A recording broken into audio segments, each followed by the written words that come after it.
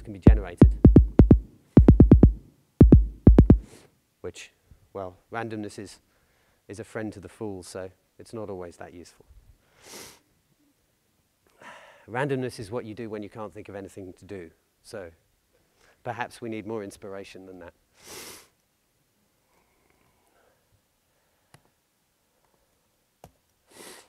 More seriously,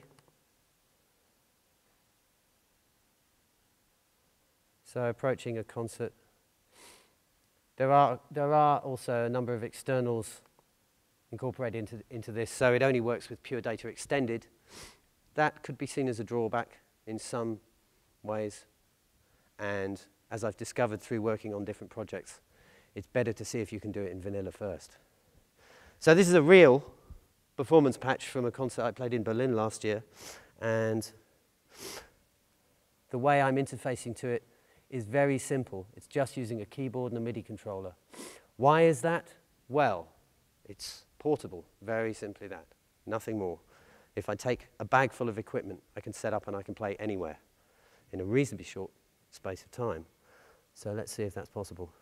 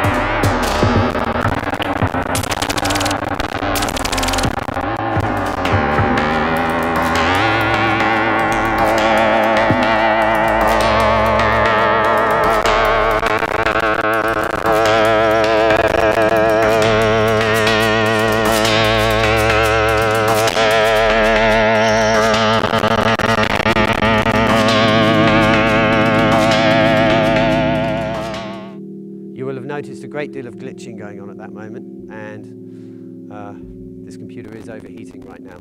So part of the glitching is due to the construction of MetaStudio, which I am now revisiting in light of my experiences of working on a project in libpd. Now, you may or may not have heard of libpd. Libpd is basically the core of PD wrapped into a library that can be used within applications on mobile devices. And so very recently I've been working on a commercial project. But before I go there, I want to talk about what the good points and the bad points of MetaStudio are. It's very wasteful in CPU usage terms, so this is one of the things that you have to beware when you're creating very sophisticated applications using a number of different objects. You can find yourself getting carried away like a kid in a sweet shop, and then before you know it, your computer just can't cope anymore. So there is still a lot of discipline required in creating a patch. But we can test methods of synthesis quickly, we can easily build performance environments. And we can take a flexible approach to computerized rhythms, so we don't have to be just producing something that is commercial pop music. And one of the motivations for this is also that I wish to be able to perform in an environment where people would not normally, people who would not normally go to a classical concert would be. So in a club environment, I can set up and I can play something that may or may not be danceable to. But I can also subvert that process. And I can attempt to bring people into a space where they are both engaging with and being stretched beyond their comfort zone. It's also useful educationally in terms of teaching synthesis algorithms, although arguably that has not been quite so successful, particularly since Miller's PD actually contains a full course in electronic music in the help files. So, in fact, if you want to know how synthesis works, it's a good idea just to go to the help of PD. And it is a lot of fun, which is important, I think, to create something that's satisfying or fulfilling both for the audience and also for the person making it. Because as I've discovered, it's very, very difficult to motivate yourself to work on a project when you don't enjoy the process. So, MetaStudio is no good because sequencers and live performers may not work well together. So there are certain ways in which this is useful and certain ways in which it's not so useful. But then it's a sensible man who chooses his tools to suit the job that he's going to do. So while I use this as a personal performance environment, I would not recommend it for use in an environment where an orchestral score is being performed, for example. And it needs PD extended. That's not so bad. Basing your compositions and improvisations on high-level objects can stifle innovation. Now, this is something I've discovered myself through using MetaStudio in performances, is that by creating all my tools, I've created a particular sound and a particular style of performance, which is very much of myself.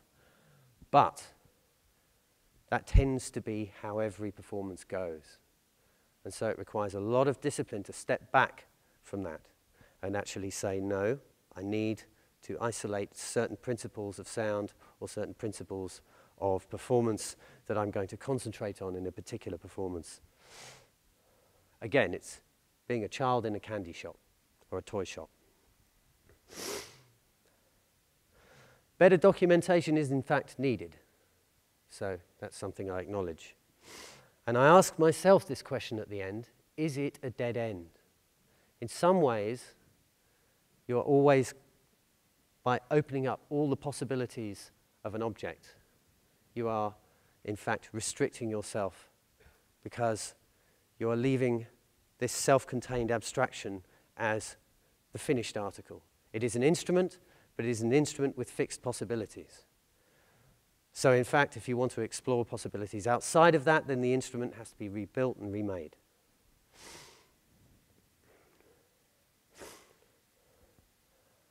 Just as a sideline, this is 3 environments, but I just want to introduce a 4th to subvert my own process.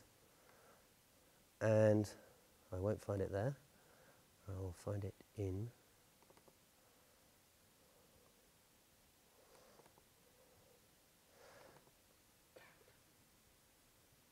Now, Pure Data was designed for electronic music, but it has been co-opted in so many ways to develop environments for video and for graphics manipulation. And so an attempt was made a number of years ago to create a video analog of MetaStudio. And I think I can just give you a very quick demo of this right now.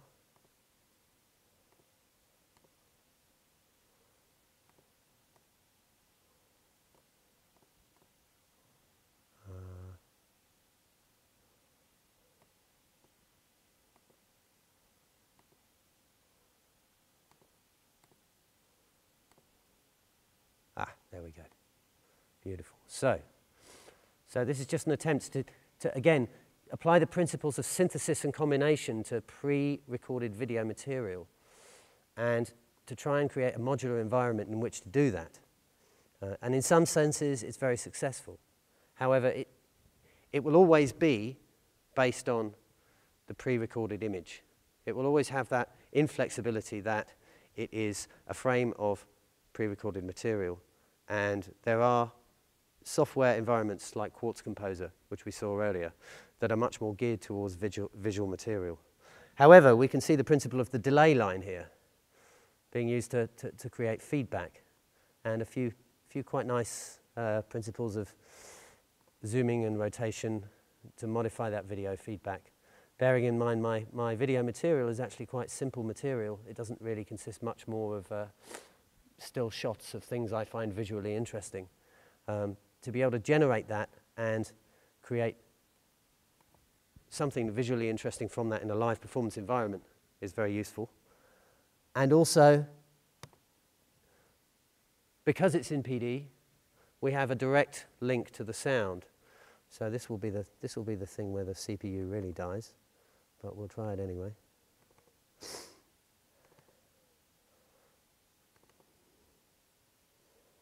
Once again, Berlin sound, we'll just move that over there.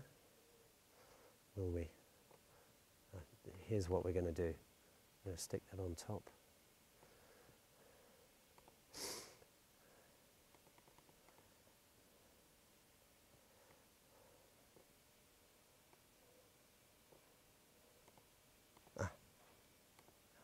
And I've done this the wrong way round, so we're actually going to hear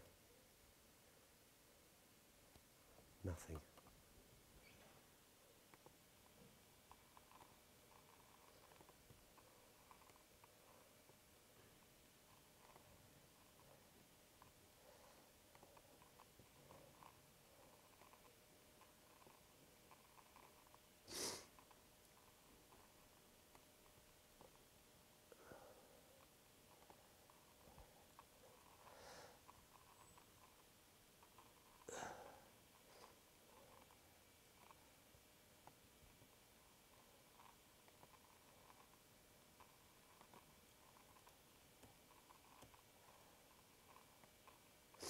Ah, yes, there we go.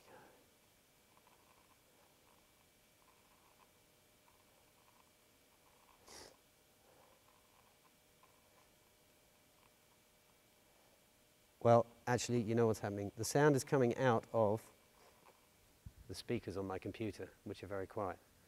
I've already set the sound up for one instance of PD.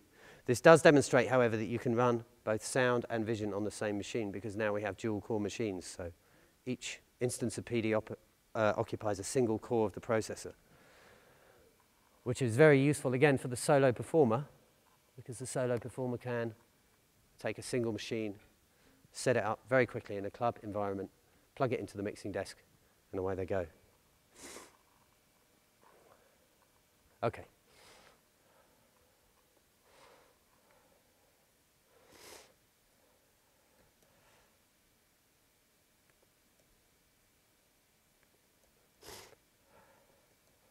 If that's disappointing you, then don't worry.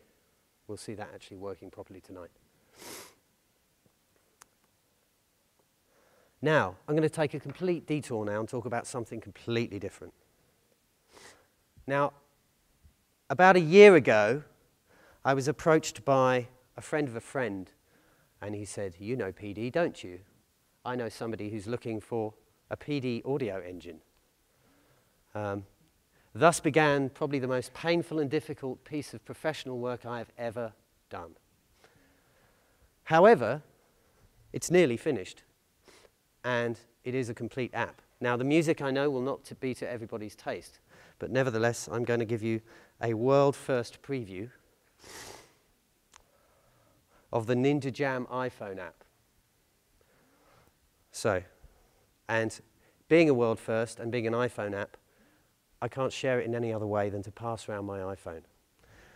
So what I'm going to do is I'm just going to show you very briefly here, and then afterwards you're welcome to come and examine it further. So it is basically a commercial product. It's a vehicle for a record label's tunes. I say tunes, they're all in 4/4, they're all dance music.